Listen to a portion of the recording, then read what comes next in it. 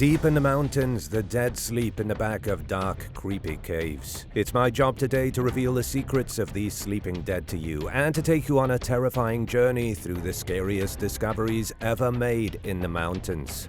Haunted caves found by drone. A grisly secret lay hidden within the mountain. A small cavern filled with a macabre collection of human remains, their presence a chilling testament to the passage of time. A cave so haunting, it's hard to believe such a place exists. And it was found by accident. Our unwitting protagonist in this story is somebody named Landon, but that's all the information that's available. Landon was supposedly the one who uploaded the shocking video footage of his drone flying into a cave. Allegedly somewhere in China, where it recorded hundreds of coffins that had been in the cave for, well, no one knows how long.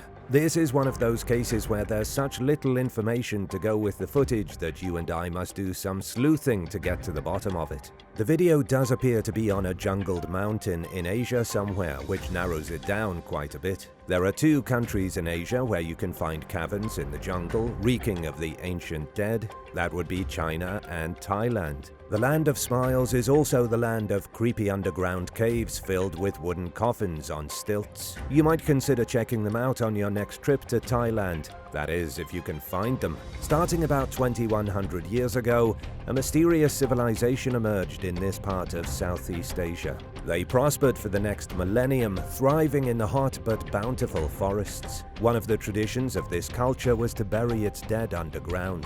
This was primarily practiced in northern Thailand, and so far the remnants of this tradition have been found in over 60 caves. Most of the caves are concentrated in one mountain range, kind of like entrances to a huge beehive, only all the bees inside are dead. Are you ready for the most unbelievable part about this ancient Thai culture? Nobody knows who they were, where they went, where they came from, or anything else about them. Their existence is a complete mystery. I can only tell you about them now because of their coffins. If not for the coffins, which hover elevated above the ground on long stilt-like poles, all of their history would be gone. It could have been in Thailand that Landon spotted one of these caves with his drone. The other option is China, where there are even more caves filled with skulls. Not just skulls, of course, but whole skeletons lying in the dark. China's coffin caves also date back centuries, with the oldest ever found being in the province of Fujian, dated back 3,000 years. Other coffin caves can be found in Sichuan province, Hubei, Chongqing, Guizhou, and Yunnan. The one thing they all have in common is that they are all located near the Yangtze River, China's cradle of civilization. The strange burials were first found by National Geographic journalist Wong Hao-man while on an expedition in 1985. Wong was so amazed by the coffins he discovered clinging to cliffs and hiding in caves that he spent the next 30 years studying them. 3 decades of research, and most of what Wong discovered can be summed up as ghosts of an ancient culture. He knows as much about the cave coffins in China as scientists do about the cave coffins in Thailand, so pretty much nothing. There is still no concrete information for why this practice took place. It's unclear which civilization started doing it, or where they went. The whole thing is a conundrum inside of a conundrum. If you have any theories, I'll be eagerly waiting to read about them in the comments. This Everest boot had a foot in it. A human foot at the top of Mount Everest, a mystery 100 years unsolved, and a team of brave explorers from National Geographic. These 3 things have all come together to make one of the biggest news stories of the year. I hope you're on the edge of your seat because Andrew Sandy Irvin has been discovered on Everest. Andrew disappeared a century ago while climbing the mountain with legendary climber George Mallory. Nobody knew his fate until now. When they spotted Andrew on the mountain, there was no denying what they were looking at. Sticking out from a chunk of ice was a boot, an old boot from a bygone era. When photographer Jimmy Chin took a closer look at the boot, he gasped when he realized there was a foot in it. I don't know about you, but the last thing I want to find in a random boot is a foot. Though in this case, Jimmy and his colleagues were celebrating. They were jumping up and down on the mountain, as excited as kids on Christmas. Their excitement was due to the fact that this was the body of Andrew Irvin. It didn't take much for the National Geographic documentary team to identify his remains. His name was literally stitched onto the label on his shoe. The last time anyone saw Andrew or his climbing partner George was on June 8, 1924. You've most likely seen the photographs that are now going viral each year of the lineup at the top of Everest. These days, there's a bigger lineup on Everest than outside of Walmart on Black Friday morning, but it didn't always used to be that way. In 1924, Irvin and Mallory were trying to be the first people to reach the tallest peak in the world. No human had ever set foot upon the mountain top before. Sadly, nobody ever found out if George and Andrew made it. Both men disappeared and Andrew Irvin's body was never found. They had definitely never made it off the mountain, but no one knew if they had reached the peak. They may have died on their way down or perished on their way up.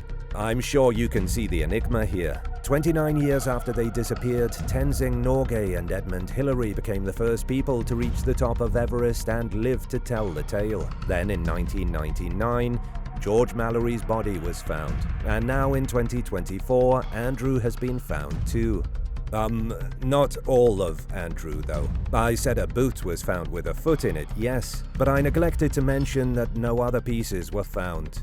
Just a foot. The running theory right now is that Andrew's body was moved, swept down the mountain by avalanches and glaciers. His body could be in 50 different places by now, Andrew's bones littering the world's meanest mountain. By the way, do you have any plans of climbing Everest? Let me know if you do in the comments. Keep watching because I have some more bones to discuss, but these ones are of the dinosaur variety. Prehistoric beasts in the mountains. Imagine towering dinosaurs roaming through lush mountain forests, their massive footprints leaving an imprint on the land. This scene may seem impossible, but recent discoveries in British Columbia suggest that it was once a reality. Prehistoric beasts have been found high in the remote mountains of Canada. Not living beasts, of course, fossilized ones. The dinosaur bones have revealed something that paleontologists were totally unaware of. Who would have thought dinosaurs were mountain climbers? Despite their massive size and seemingly slow pace, these prehistoric creatures appear to have thrived in high-altitude environments. Most dinos are about as far away from mountain goats as any animal can get, but they seem to have loved the slopes all the same. The announcement was made recently by the Royal Canadian Geographic Society. Dinosaur fossils were found more than 6,000 feet above sea levels in the Skeena Mountains. Before you grab your walking stick and slap on your hiking boots, this is not the kind of place you can reach easily. In fact, you can only get to this mountain by helicopter. The fossils that were found are absolutely stunning. Over 90 total specimens were uncovered during the brief expedition. Scientists found teeth from a relative of T-Rex and other teeth from a relative of Triceratops. There were also bones from various herbivores and even a foot from a meat-eater. What's with all the feet being found on mountains recently? I think I've had about enough severed feet for one day, human or dinosaur. Tracy Drake from the Royal BC Museum called it a truly remarkable discovery. Tracy said the bones are going to help paleontologists understand more about the dinosaurs who lived in Western Canada. But what were the dinos doing in the mountains? Did tyrannosaurs climb the jagged peaks to look down on their kingdom like Mufasa in The Lion King? Who would have thought dinosaurs were hikers? And now for a quick break. But first I wanted to give a shout out and big thank you to Salty 82nd Veteran and Jeremy Rogan for supporting this channel. Be sure to subscribe if you haven't already for more videos like this. The Man-Eating Mountain. A shepherd made a shocking discovery in the 16th century that would lead to an unimaginable amount of devastation. The discovery was so big that even though it was made in Bolivia, news swiftly traveled across the Atlantic to the ear of the Spanish king. The year was 1545 and the shepherd's name was Diego Hualpa. His flock of sheep was grazing on the slope of Cerro Rico de Potosi, which at the time was just another mountain in the Bolivian Andes. As the sheep grazed, Diego noticed something peculiar in the soil. It turned out to be a chunk of silver. The mountain contained an enormous silver deposit, so much silver that it had the Spanish drooling when they found out. This would be like if you found oil in your backyard. For the Spanish, Bolivia had recently become their backyard. The region around the mountain had been home to the indigenous Chulpas and Charcas people up until the beginning of the 16th century. When the Inca arrived in the region around 1500, the indigenous people were demoralized and forced into slavery. When the Spanish arrived and defeated the Inca, things didn't change that much for the indigenous slaves. How do you feel about prophecies? No matter which ancient culture you look at, most of them had their own unique prophecies, like the Greeks with their oracles. There was a prophecy given to the Inca people which said the silver in the mountain was not for them, but for another warlike race that would defeat them. Amazingly, the prophecy was right. Before the Inca could dig their heels in, Spanish conquistadors took control over the mountain. The silver wasn't for the Inca after all. The town of Potosi sprang up thanks to the abundance of silver that was discovered. Potosi is still one of the highest altitude towns in the world. From 1575 to 1635, roughly half the world's new silver was produced from this single town. They scooped it out so quickly that Potosi went from boom to bust, and the era abruptly ended. By 1678, there was only a trickle of silver coming out. Nonetheless, people were sent in to try and procure more. People as in the indigenous population who were forced to work, or African slaves imported by the Spanish. Some workers were forced into the mountain for 6 months at a time without a single glimpse of sunlight. They had to work for 20 hours per day. Do you think your mind could survive that much darkness and such grueling labor? Most people couldn't handle it. Historical reports suggest about 8 million people have already died in the silver mines of this mountain. What scientists have found out about the mountain feels a little like universal karma. Today, Potosi is a struggling town. It's people just trying to survive in Bolivia's brutal economy. The mountain is on the brink of total collapse. Scientists think that because of such intensive mining operations, the mountain will eventually crumble like a house of cards. That might be for the best, don't you think? It's been estimated that even today, in 2024, an average of 14 people died per month trying to find silver in Cerro Rico. That's why they call it the mountain that eats men. And speaking of a mountain eating men, you won't believe what these soldiers were trying to find when they vanished into a mountain cave. Soldiers disappeared in search of flying machine. Do you believe ancient civilizations had access to advanced technology? If not, your mind may be about to change when you learn what happened to a group of American soldiers in India. According to some unsubstantiated reports, the soldiers went into a cave where they were tasked with recovering an ancient flying machine. It saddens me to say it, but the soldiers never came out. 8 American soldiers vanished, and the flying machine was never recovered. Nobody knows where it went, where the soldiers are right now, or if this story is even true. There are scattered reports of it, so it could be true. It's like the situation with the red-haired giant in Afghanistan all over again. Don't worry, I'll dive into that later. As for the flying machine, that's totally plausible. There are tales of flying machines in India that date back thousands of years. But before flying machines, I have to talk about math for a second. It's important to understand that as far back as 1200 BC, India was at the forefront of mathematics. They had famous mathematicians like Aryabhata and Bhaskara. They were like the Albert Einsteins of ancient India. In the words of Uncle Ben, with great math power comes great responsibility. Numbers from 100 to 1 trillion were used in ancient India. They helped come up with the decimal system, the concept of zero, algebra, and arithmetic.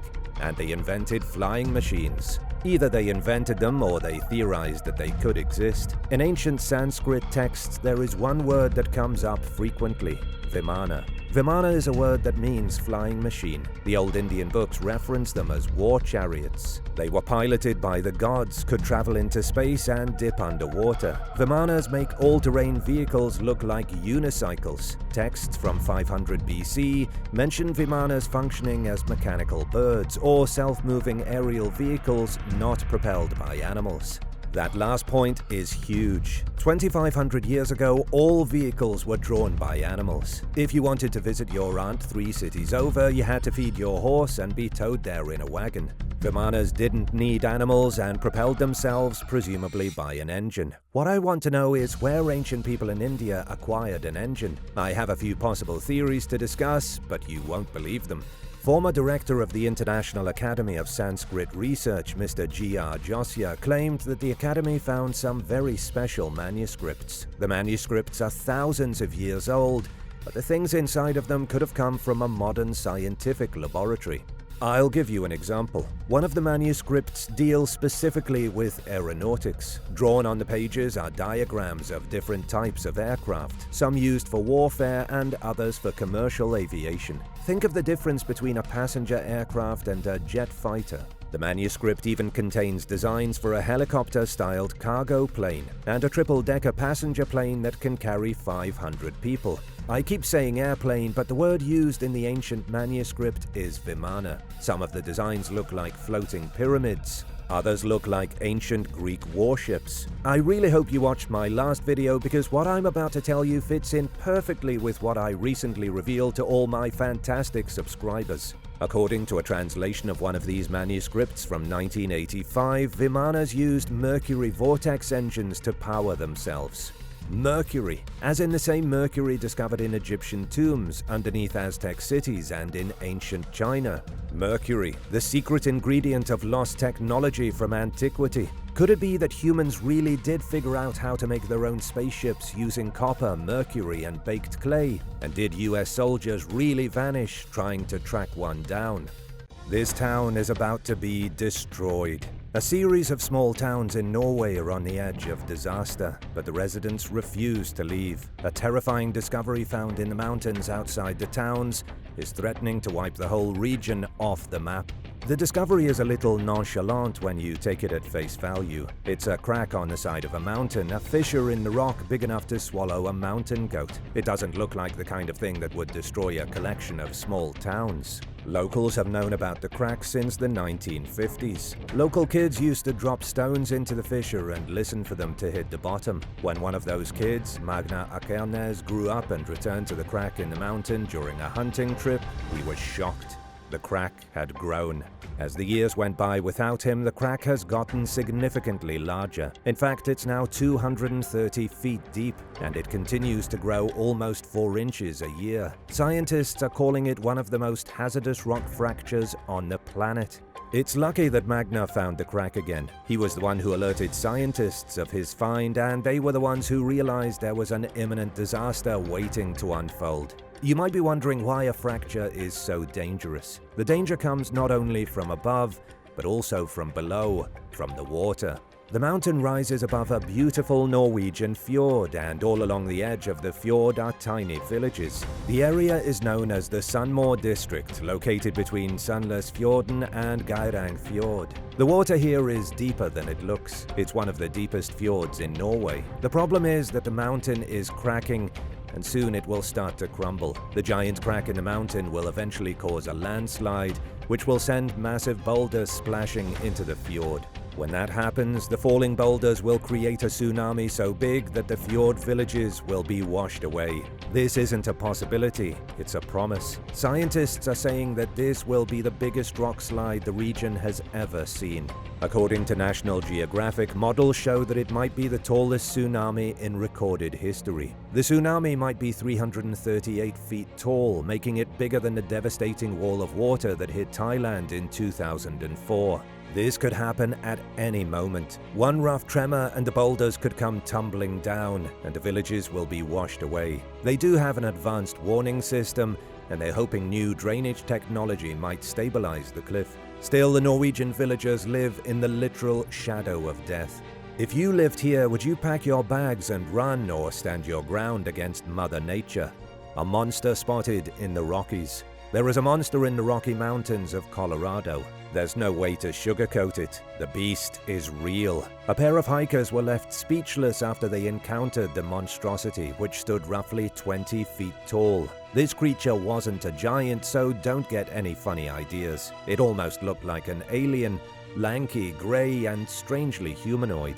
Everyone's still trying to figure out what it was doing, clinging to the side of a cliff like Mothman stuck to the wing of an aeroplane. The creature was spotted by Jesse Clausen and Camille Avarella. The Denver-based pair were moving down Long's Peak in the Rockies when they accidentally caught the creature on camera. They didn't see it at the time of their hike this August. They didn't notice the thing until they went through their pictures about a week later. Thing is really the only appropriate name for whatever it is. When looking through some of the photographs, the pair realized there was something horrifying in the distance of one. It appeared to be a staggeringly tall behemoth, climbing up the sheer face of the mountain. The hikers couldn't believe what they were looking at. How would you feel if you took a look through your treasured memories and found a monster in one of your photos? Maybe a little violated. After the story of the creature went viral, hikers in Colorado expressed their concern.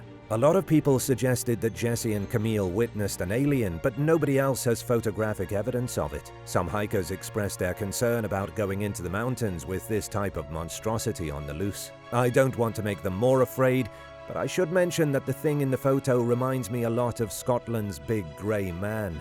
The Big Grey Man is a large monster that's been witnessed by many climbers on Ben Macdui, the second tallest peak in the Highlands after Ben Nevis. Maybe not a lot of climbers, but enough that Scots are aware there's something large and scary haunting their mountain.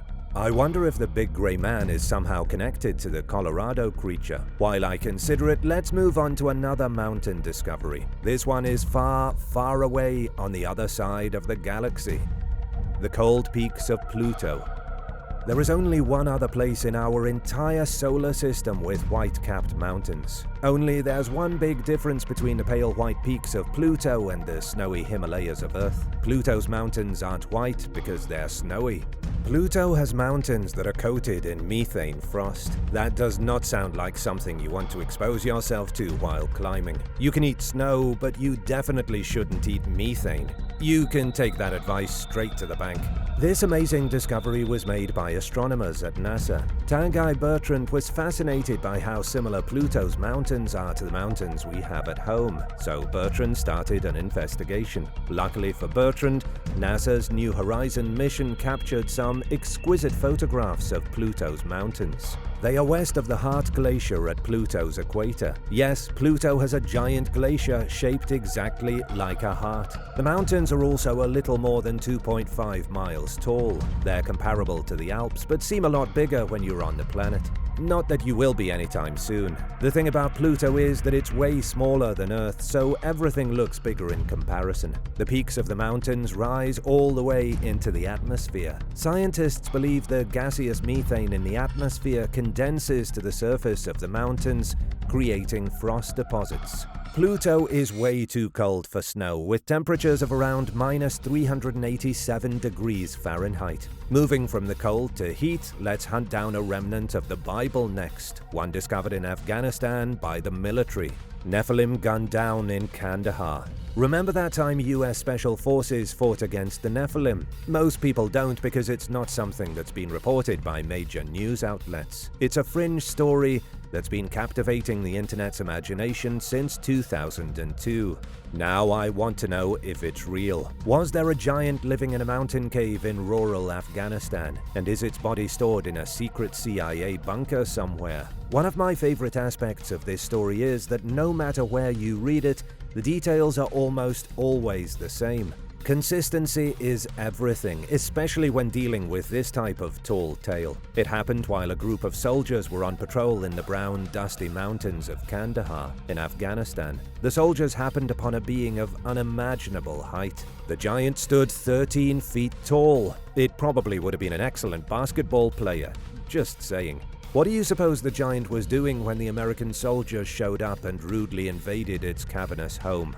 It was minding its own business. Its own giant business, that is. The soldiers supposedly found the creature sitting around cooking its dinner. So what did the soldiers do? They opened fire. The giant did not go down without a fight. Giants never do. Most of the US service members were killed by the giant, which wielded only a spear. It was eventually brought down, but only from a hailstorm of sustained gunfire. It was like trying to shoot down Godzilla. The platoon was seriously disturbed by what had happened, as I'm sure you can imagine. After they loaded the giant corpse onto an army helicopter, they never saw it again. It should come as no surprise to anyone that Pentagon officials say there are no records of this incident. There are no records of the Roswell incident either. According to the story, the giant had a head of fiery red hair as bright as the most dramatic sunset. On each hand were 6 fingers, and in its mouth were 2 rows of gnashing teeth. This description is important because it matches perfectly with 2 other descriptions of giants, one from the Bible and the other from a Native American tribe.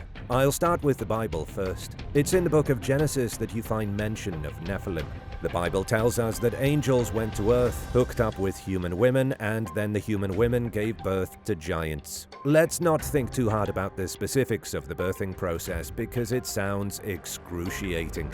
The biblical Nephilim had very unique features, specifically 6 fingers on each hand and 6 toes on each foot, just like the giant killed by American soldiers. 2 Samuel chapter 21 verse 20 describes a giant at Gath who had such features and who was a descendant of the giants. The Bible explicitly says that even though the Nephilim were wiped out by the flood, their descendants lived on. The descendants weren't quite as big as the original Nephilim, but still had the 6 fingers, and they were still sizable. Take Goliath, for example.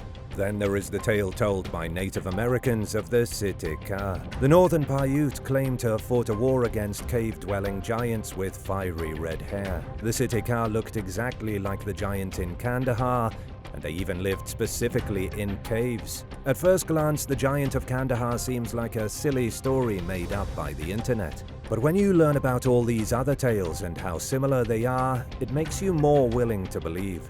So let me ask you, are you a believer in ancient giants? Sacrifice in the name of Zeus. Evidence of a sacrifice at the top of a mountain has archaeologists scrambling to understand what happened. They think worship of a certain god may have been a lot more dangerous than the myths tell us. In ancient Greece, Olympus was home to the gods. Apollo, Aphrodite, Hera, Hermes, the whole lot of them. Except, of course, for Hades, who was stuck sulking in the underworld. But Olympus wasn't where the gods were born. Zeus himself was born on Mount Lycaon. To celebrate his birthplace, the ancient Greeks traveled to the mountain and offered praise to Lord Zeus, master of thunderbolts and king of Olympus. One of those followers has now been found buried at the top of the mountain. Archaeologists made what I can only describe as a sinister discovery. They unearthed the skeleton of a teenager from 3,000 years ago. He wasn't buried in any ordinary grave. The teenager's skeleton was found in a shallow pit underneath a mound of ashes and sacrificed animals. How would you like to be buried under a sacrificed goat? I'm not sure if you can even get that package at your local cemetery. According to the Culture Ministry of Greece, the skeleton likely belonged to an adolescent boy. It was also found next to a stone platform, perhaps the very place where this boy was sacrificed. The plot is about to thicken though, because Mount Lycaon is a sore spot for historians. There are rumors that no one believed until now. Going back centuries, the mountain was associated with a nefarious Greek cult. Even Plato wrote that the mountain was used by cultists who performed human sacrifices in the name of Zeus. This was a very ancient cult, one with no written record of itself. It could go back to the earliest days of Zeus worship. There's a rather peculiar legend associated with the mountain as well. It's said that the cultists would sacrifice a boy along with a few animals. Then the meat of the boy and the animals was mixed up and eaten together.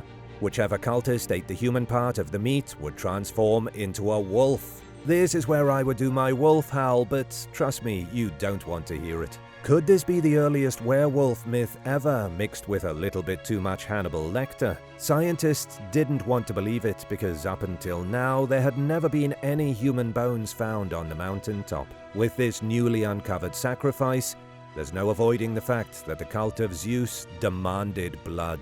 If you had to pick your favorite ancient god from any mythology, which would you choose? Let me know in the comments, and thanks for watching. Don't forget to hit subscribe and come back soon for more incredible videos from the channel.